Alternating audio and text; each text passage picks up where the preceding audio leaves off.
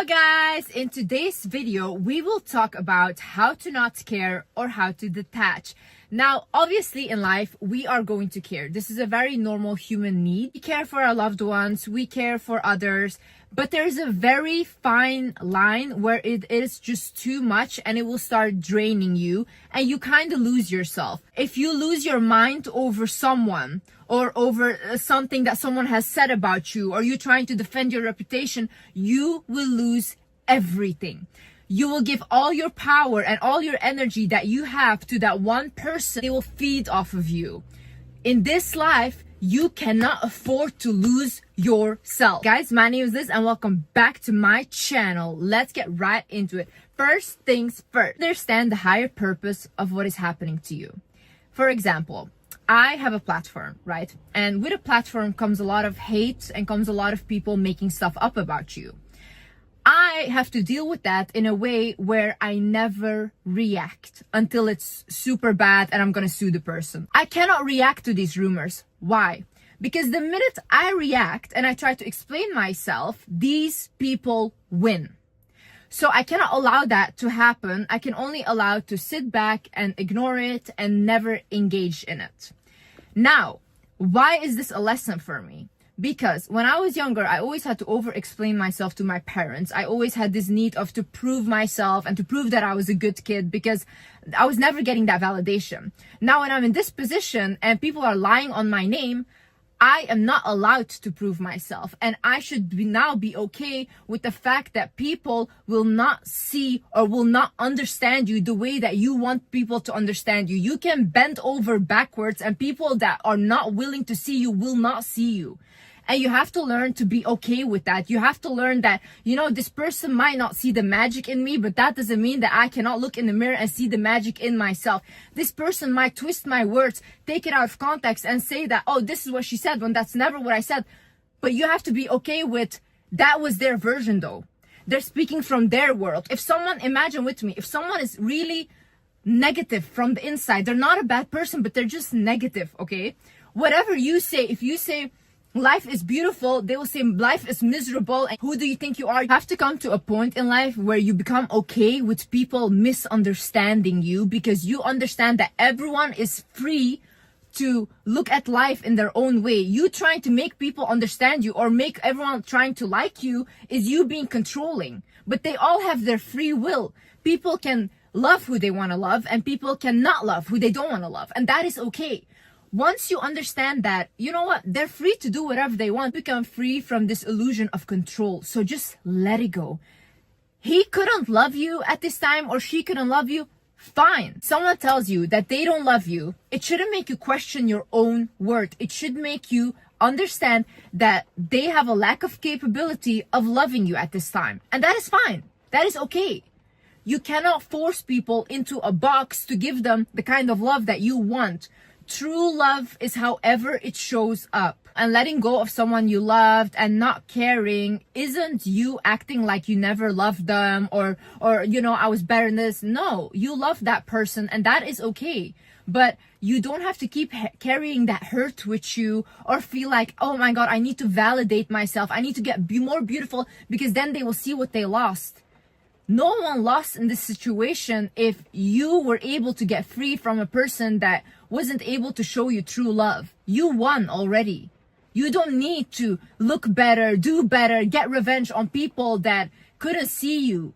Other thing is, do not try to appear too perfect. In 48 Laws of Power, Robert Greene actually talks about this, that when you appear too perfect, you attract too many enemies and competitors because they think that you are better than them. The people that just show up authentically who they are not held to a standard or a box that they need to fit into because they create their own box. If you're a person where you are defined by your beauty and people just see you as a beautiful girl, now, if you make that your whole image and you try to appear almost perfect, you can never be caught looking not good. You always have to live up to that image because if someone has an ugly picture of you out there, that is it. Your world is crushed. So once you come out of that box and you think, you know what, I'm okay with people not finding me attractive. I'm okay with people thinking I'm a mean person or I'm whatever. Your soul is so free to create on its own. As long as you know from yourself, I'm a good person to myself and the people that I love and just people around me anyways. Who do you have to prove anything to? Who are these people that you are trying to prove something to? Like, it's really funny to me. Like, people will crumble at words from strangers that they have never even met. These people have never even seen you in real life. They have not even breathed the same air as you, and you will feel bad because of something that they said. Stop overthinking. Like, a lot of people, they will care too much because they overthink about situations. They think like, oh my God, I lost this friendship and now this friend's probably everywhere saying this, and blah, blah. And they will do this and expose this. Or like, oh my God, I lost this boyfriend because probably I was not great enough and probably I didn't have... Shut up. Quiet your mind. Literally, what are you doing to yourself? Take the situation for what it is. If someone left your life, just think like, okay, great. Like, he wasn't the one for me. I wasn't the one for him. And I will find someone that is the one for me. Okay. If your friends left your life, I always say, thank God. Like, thank God I saw who that person was and they're gone now because God has a great plan for me. Start thinking like that and stop overthinking situations because the only person you're torturing is you. Honey, if you lose yourself, you lose everything. If you lose your mind, you lose everything. Look at people that lost their mind. Other thing is, do not allow your emotions to get the best of you. Oftentimes when we are in an emotional state, we think very irrational. That's why a lot of people, sometimes when they go to the extreme, they even unalive people when they're so emotional. But when they're out of that emotions, they're like, oh my God, I would literally never do that. That is really sad. You cannot allow all these emotions take you over and completely take you out of your rationale. In this moment, you should think, okay, am I thinking emotionally or is this what really happened? Is this what is really happening? Oh my God, my life is gonna end. I'm never gonna... Is that what is really happening or is that you thinking emotionally? Really ask yourself. You have to be able to calm yourself down. Because once people see that you are so emotional and you react so emotional to things, you're very easy to manipulate. You're very easy to control. When, even if you are this emotional of a person, that's very beautiful because I'm very emotional. Do not publicly go and cry about haters or whatever because now you gave them what they wanted. Honey, do not show those emotions. Grieve.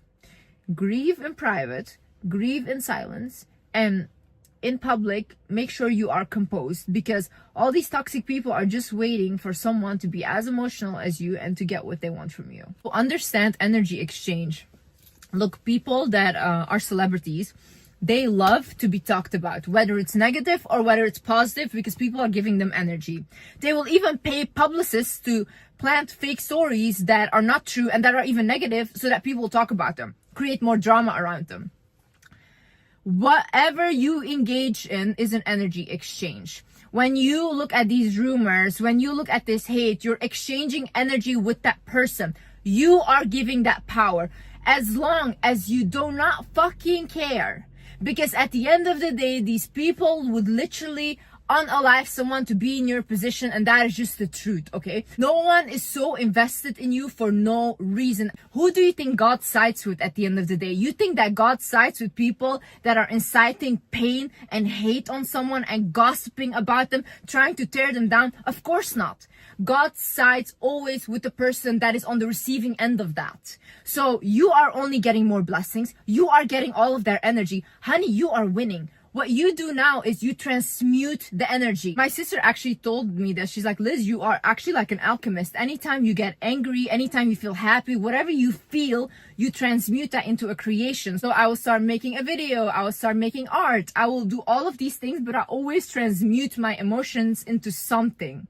That is how you should work. Anytime someone says something to put you down, it should give you motivation to transmute that energy. All the energy that you get from drama, negative energy, it's a lot of pent-up frustration, right?